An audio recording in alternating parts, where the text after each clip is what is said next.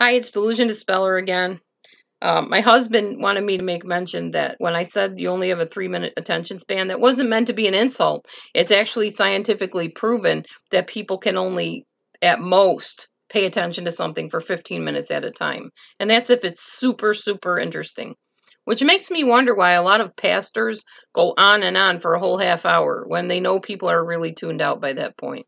Anyway, the reason I said 3 minutes is we have a way to look at our videos and see who's viewing, and that seems to be my average, is maybe 3 to 5 minutes on my videos. So I'm trying to keep them concise.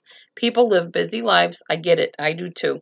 So I'm trying to keep them, cut down to reasonable amounts of time. I'm not sure I really sit and watch long, long videos either, unless it's like Dr. Phil or something like that. Anyway, let's get back into the topic of discussion here, which is emotional, psychological, and mental abuse. All right, so the next thing I have is that you tell somebody something in private, something, well, I really think she put on some weight, or I don't like the way she does her hair, or something, and they walk up to the person and say, hey, did you get a new hairstyle? And they're like, no, why? Well, because my wife says she doesn't like the way you do your hair. Or something like that. That's abusive and it's wrong and it shouldn't be said. When you tell somebody something privately, that should be between the two of you. If somebody consistently does that and embarrasses you, you don't need to be staying with them because they're not looking out for your, I guess, reputation, I guess. They're not making you look in a good light like they should if they love you and they care about you. All right, so that's that.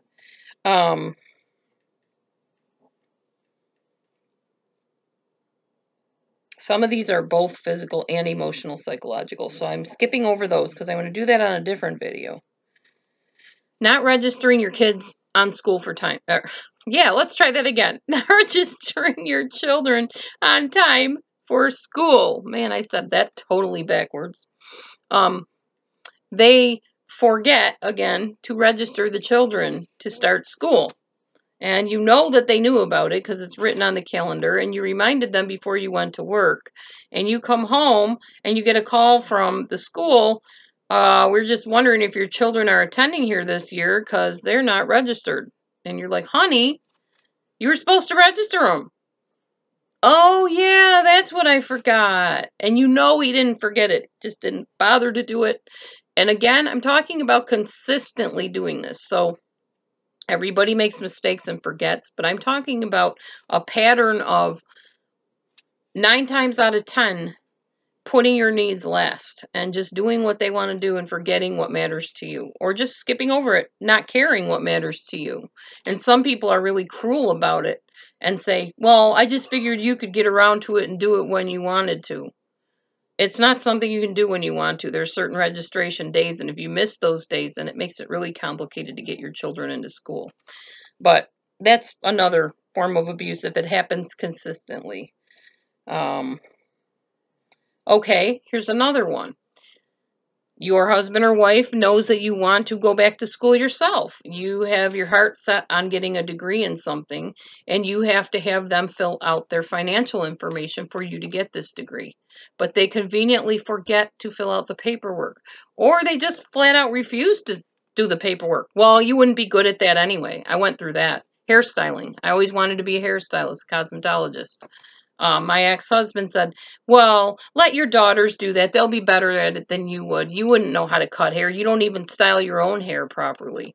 That's abusive. And he conveniently, even though 3 times, I think, or 2 times, I went, took the test, passed the test, the entrance exam to get into the hairstyling schools, and both times refused to do any of the paperwork or give me his financial information so I could go to school. Abusive. If they don't support your dreams, then you don't need to be with them. Point blank, period, end of sentence. Okay. Making you do things that are difficult for you, and maybe things that not only something, maybe lifting something that's too heavy for you, doing a job that's definitely not something you could do, physically or otherwise, and then putting you down because you refuse to do it, or making fun of you for trying to do it. I actually had, this was the second ex-husband, I bought a grill, and I told him, I think I could probably put it together. He's like, fine. And he threw the tools down. He said, go ahead, go to it. And stood there and laughed at me while I proceeded to figure out how to put this. It wasn't a grill, it was a lawnmower. Well, I tried to put the lawnmower together. And when I asked him for help, he's like, nope, you said you would do it. I'm waiting. Go ahead, do it. Show me you can do it.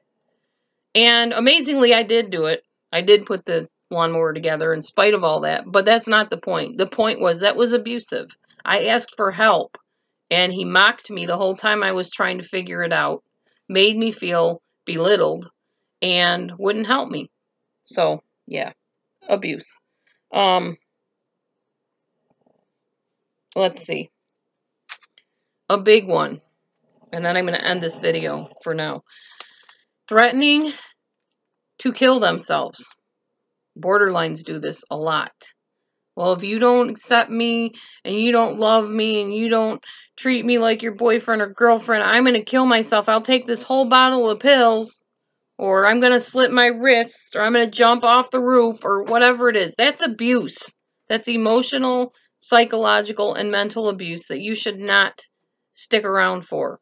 And if somebody is that messed up in the head, they need to get help that you can't give them. You don't need to be the target of that constant emotional turmoil and threat. It's not healthy for you. It's not helping them having you stay and put up with that either. So you need to leave as soon as possible. All right, I'm going to do more on the next video. Thanks for watching. I will be right back with video number 3.